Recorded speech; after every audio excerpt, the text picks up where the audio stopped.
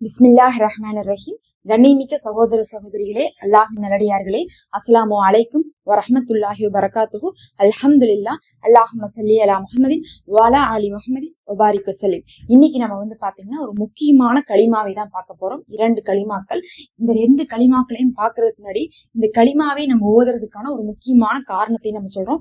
ஏன்னா இப்ப ரமலான் முடிஞ்ச ஒரு வாரத்தில் வரக்கூடிய நாட்களாக இதெல்லாம் இருக்கு. இந்த சமயத்துல இந்த களிமாக்கள் ஓதுவது ரொம்ப சிறப்புக்குரியதாக இருக்கு.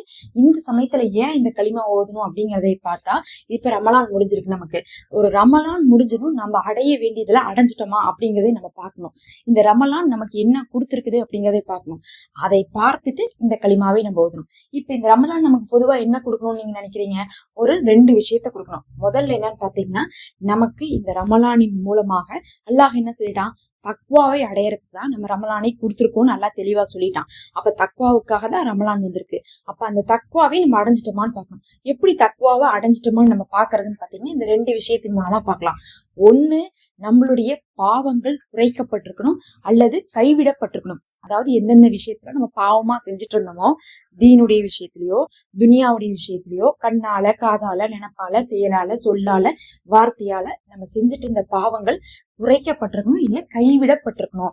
அப்படி நீங்க வச்சிருந்தீங்கன்னா உங்களுக்கு தக்வா வந்துருச்சுன்னு அர்த்தம். அப்ப ரமலானுக்கு முன்னாடி நான் இந்த பாவம் எல்லாம் செஞ்சுட்டு இருந்தேன், ரமலானுக்கு பின்னாடி இந்த பாவங்களை எல்லாம் நான் விட்டுட்டேன் அப்படின்னு நீங்க ஏதாவது ஒன்னாவது சொல்லுங்க. அப்படி சொன்னீங்கன்னா மட்டும்தான் இந்த ரமலானுக்கு பின்னாடி, ஏன்னா இப்போ ஒரு வாரம் ஆயிடுச்சு இல்ல, ரமலான் நமக்கு சனிக்கிழமை இருந்துச்சு. இப்ப நான் இந்த வீடியோ பாத்தீங்கன்னா வியாழன் வெள்ளிக்காக போடுறேன். அப்போ ஒரு வாரம் ஆயிடுச்சு.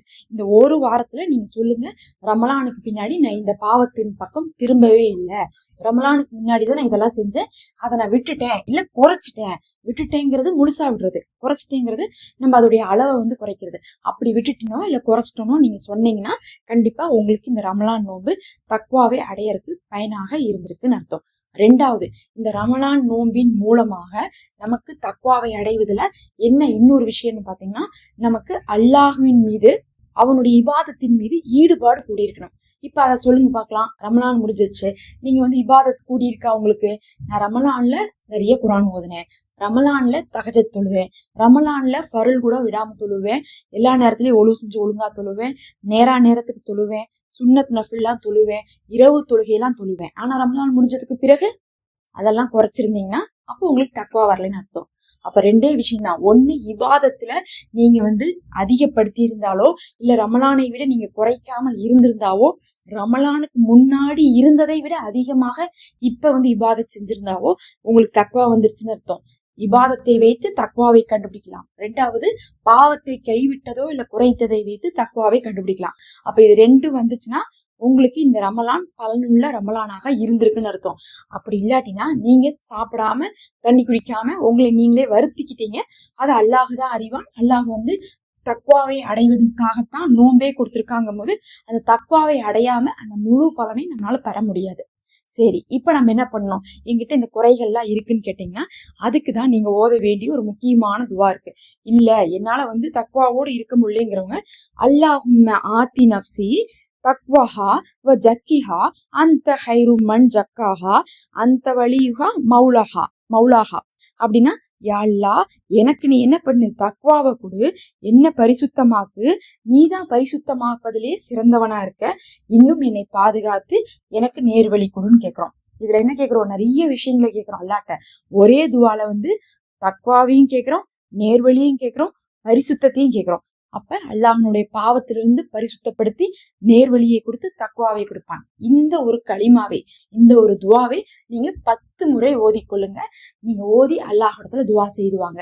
யா அல்லாஹ் இதை கொடுன்னு சொல்லிட்டு இந்த நாட்கள்ல கேளுங்க. நான் ரமலான் முடிஞ்சு ஒரு வாரத்துல இருக்கிறேன், நான் தக்வாவை அடையறதுக்காக தான் நானும் ரமலான் நோன்பை வச்சேன், ஆனா எங்கிட்ட என்னவா இருக்கு? கொஞ்சம் பலவீனமா இருக்கு, எங்கிட்ட ஒரு பெரிய மாறுதல்கள் தெரிய மாட்டேங்குதுன்னு சொல்லிட்டு இதை ஓதுங்க.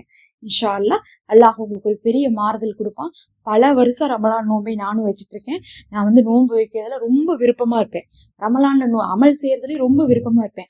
ஆனா ரமலானுக்கு பின்னாடி அந்த அமலும் அந்த விருப்பமும் இருந்துச்சான்னு கேட்டீங்கன்னா எப்பயுமே குறைஞ்சிட்டு இருந்துச்சு. ரொம்ப நாட்களுக்கு பிறகு இந்த வருடம் தான் நான் ஒரு பெரிய ஒரு ரெசல்யூஷன் எடுத்து ஒரு மாறுதல்களை நான் பார்த்திருக்கேன். என்னை சேர்ந்தவங்களுமே நான் மாறினதை சுட்டி காட்டுறாங்க. நிஜமாவே எனக்கே ஆச்சரியமா இருக்கு. எந்த இடத்துல அல்லாஹ் அந்த இதயத்தை மாத்தினான்னு தெரியல. வருஷம் நினைப்பேன் என்னால முடியாது. இந்த வருஷம் பாத்தீங்கன்னா இப்ப ரமலான் முடிஞ்சதுல இருந்து ரமலானுக்கு முன்னாடியே நான் என்ன பண்ணுவேன்னா, பொதுவா என்டர்டைன்மெண்ட்லாம் போக மாட்டேன். இந்த போன் பாக்குறது, ஷார்ட்ஸ் பாக்குறது, நாடகம் பாக்குறது இதெல்லாம் பார்க்க மாட்டேன். பொதுவாவே நான் டிவி பாக்குற பழக்கம் எனக்குள்ள இல்லை. ஆனா போன் பாக்குற பழக்கம் இருந்துச்சு. டிவி என்ன போன் என்ன எல்லாமே ஒண்ணுதானே. அதனால போன் பார்த்துட்டு இருந்தேன். இப்ப பாத்தீங்கன்னா ஃபுல்லா நான் விட்டுட்டேன்.